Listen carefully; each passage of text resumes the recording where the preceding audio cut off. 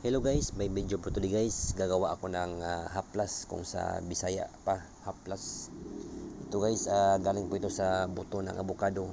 At ito ay mainam po ito sa mga sakit sa kasukasuan, sa tuhod, sa lahat ng may mga masakit sa katawan.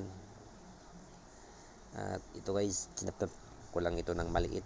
Magkasya dito sa empty bottle na paglalagyan ko. Guys, kung may mga buto kayo ng avocado, huwag nyo itapon.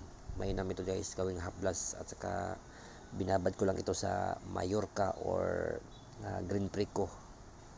At saka ibabad ko ito guys ng 10 araw. Saka ko ito gamitin para lalabas yung katas ng avocado seeds.